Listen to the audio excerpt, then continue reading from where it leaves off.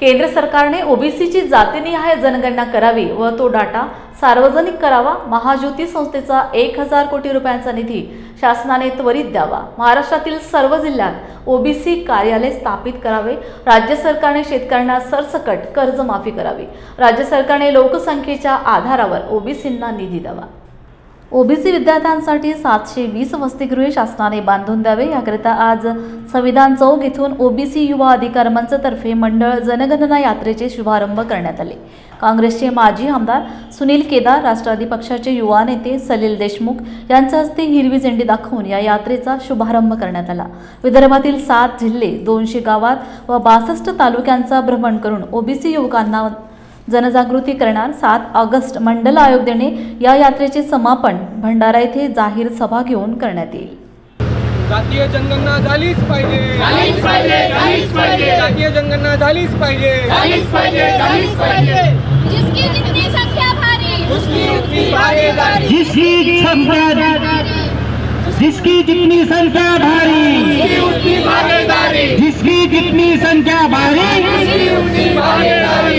मंडल आयोग लागू करो, लागू करो, लागू करो, मंडल आयोग लागू करो, लागू करो, लागू करो। जय ओबीसी। या यात्रेचं नाव मंडल जनगणना यात्रा आहे आणि ही जातीय जनगणनेची यात्रा आहे।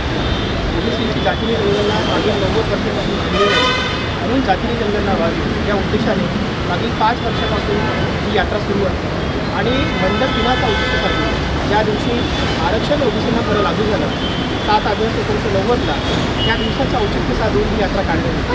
ही यात्रा जवळपास 7 ते 8 जिल्ह्यांमध्ये जाते आणि 65 तालुके 200 गावांमधून यात्रा जाते आणि या यात्रेच्या माध्यमातून जातीय जनगणना झाली पाहिजे, जातीय जनगणनेचे काही फायदे आहेत या पद्धतीचं जनजागरण होतं। युवक, शेतकरी, विद्यार्थी हे ओबीसी भटके वर्गाचे विद्यार्थी आहेत। या विद्यार्थ्यांचं ओबीसी समाजाचं जनजागरण करण्याच्या उद्देशाने ही यात्रा निघत असते। ओबीसींचा बजेट 4700 करोड रुपये महाराष्ट्रात फक्त आहे, जो की 1 लाख करोडच्या आसपास व्हायला पाहिजे होतं आणि हा सगळा घोड जो आहे जातीय जनगणनेमुळे झालेला आहे। तर जातीय जनगणना झाली त्याच्यानंतर डेटा येईल आणि डेटानंतर लोकसंख्येच्या प्रमाणात निधी मिळेल, त्यासाठी ही जनजागरण यात्रा आहे। मुळात यावर्षी केंद्र सरकारने घोषणा केलेली आहे की आम्ही जातीय जनगणना करू, पण याआधीसुद्धा हे एक लबाडाचं आवतन आहे। याआधीसुद्धा 2018ला त्यावेळचे गृहमंत्री राजनाथ सिंग यांनी सांगितलं होतं की आम्ही जातीय जनगणना करू। सार्वत्रिक निवडणुका लक्षात घेता त्यांनी ती घोषणा केली होती, परंतु 2019च्या निवडणुकानंतर ते विसरलेत आणि त्यांनी जातीय जनगणना केली नाही। त्याच पद्धतीने यावर्षीसुद्धा ते म्हणतात की जातीय जनगणना करू, परंतु नुसता जातीय जनगणनेवर आम्ही थांबणार नाही, तर आमचा डेटा बाहेर आला पाहिजे, डेटा बाहेर येऊन त्याचं इम्प्लिमेंटेशन झालं पाहिजे आणि आम्हाला लोकसंख्येच्या प्रमाणात निधी मिळाला पाहिजे। तोपर्यंत ही यात्रा अशी सुरू राहील, लोकांचं जनजागरण होईल। विद्यार्थ्यांसाठी वसतिगृह असतील, वसतिगृह, फॉरेन स्कॉलरशिप आणि आधार योजना, शेतकऱ्यांसाठी जे काही निधी सबसिडी मिळते आणि घरकुल आणि अनेक प्रश्न घेऊन आम्ही लोकांमध्ये जातो आहेत।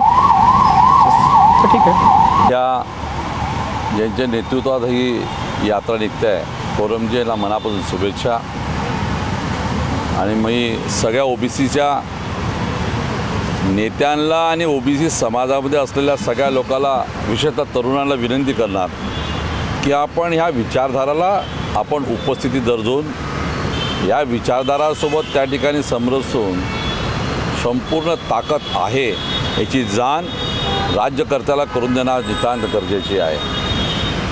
तुमच्या आमच्या देशामध्ये लोकशाहीला प्रेरित असलेलं, लोकशाहीला खरी वाच्यता आणि लोकशाहीचे तत्त्व देणारं संविधान, त्या संविधानामध्ये मूलभूत तेच आहे। त्या संविधानाच्या माध्यमातून होत असलेल्या निवडणुकीच्या माध्यमातून स्थापन झालेलं सरकार हे सरकार जनहित कामं केले पाहिजे। जे खऱ्या अर्थानं वंचित लोक आहे, जे दून दुबळे आहेत, त्यांच्यासाठी योजना राबवल्या पाहिजे, व दुर्दैवानं तसं दिसत नाही आणि म्हणून आपल्याला ही आज काळाची गरज आहे। याला साधंसुद्धा समजू नका। या देशाचं संविधानाच्या माध्यमातून देशातील गोरगरीब लोकांच्या जीवनामध्ये बदल घडवून आणण्याच्या दृष्टिकोनातून त्यावेळच्या राज्यकर्त्यांनी आणि त्या ठिकाणी त्यावेळच्या स्वातंत्र्यवीरांनी स्वप्न पाहिलं होतं, ते स्वप्नपूर्तीचा हा विषय आहे हे समजून आपण त्या ठिकाणी सगळ्यांनी सहभाग झाला पाहिजे, अशा प्रकारचं आपलं मत व्यक्त करतो। मला इथे येण्याची संधी दिली त्याबद्दल कोरामीचं मनापासून ऋणी आणि मी पुढंसुद्धा असाच आपल्या खांद्याला खांदा लावून त्या ठिकाणी सदैव राहील। चौधरी सरांचं माझे त्यांचे फार जुने संबंध राहिलेले आहे। बऱ्याचदा विचाराची देवाणघेवाण झालेली, बऱ्याचदा कार्यक्रमामध्ये सुद्धा राहिलेलं आहे आणि त्यांच्याकडे पाहून आम्हा सगळ्यांनी पुन्हा विचार केला पाहिजे की तत्त्वासाठी जगणं हे माणसाच्या जीवनामध्ये ध्येय असलं पाहिजे, अशा प्रकारचं मन व्यक्त करतो आणि आपल्या शब्दाला विराम देऊन शुभेच्छा देतो। या कार्यक्रमासाठी विशेष करून उपस्थित महाराष्ट्र राज्याचे माजी कॅबिनेट मंत्री सुनील बाबू केदार, राष्ट्रवादी काँग्रेस पक्षाच्या महासचिव अंजलीताई साळवे, उपस्थित सगळे ओबीसी चळवळीचे मंडळी, आपल्या सगळ्यांना मी या निमित्तानं शुभेच्छा देतो। आमचे मित्र उमेश कोरम यांनी काही पार्श्वभूमी या ठिकाणी सांगितली की अशा पद्धतीने 2018 सुद्धा आपल्याला या सरकारने सांगितलं होतं की कुठेतरी आम्ही जनगणना करू आणि ही जनगणना लोकांच्या पुढे आणू आणि त्याच पद्धतीनं आमच्या ओबीसी बांधवांना पूर्ण देशभरात न्याय द्यायचं काम करू। मी आपल्याला एकच सांगतो उमेशराव, यावेळेस जेव्हा मंडल यात्रा निघाली होती आणि मंडल यात्रा निघाल्याच्या नंतर मंडल यात्राचा जेव्हा अंमलबजावणीची वेळ आली तेव्हा एक गोष्ट आपल्याला पण सांगितलं पाहिजे, आपल्या महाराष्ट्राचे सुपुत्र या देशाचे नेते सन्माननीय शरद पवार साहेब हे पहिले व्यक्ती होते त्यावेळेस मुख्यमंत्री असताना ज्यांनी महाराष्ट्र राज्यामध्ये ही मंडल पूर्ण इम्प्लिमेंटेशन केलं आणि आज त्याचा आरक्षणाचा जे काही थोडाफार फायदा असेल ते आपल्याला भेटून राहिला। ही गोष्ट समज काही गोष्टी झाल्या आहेत, काही गोष्टी आपल्याला संघर्ष या सगळ्या काळामध्ये आम्ही तुमच्या सोबत आहोत।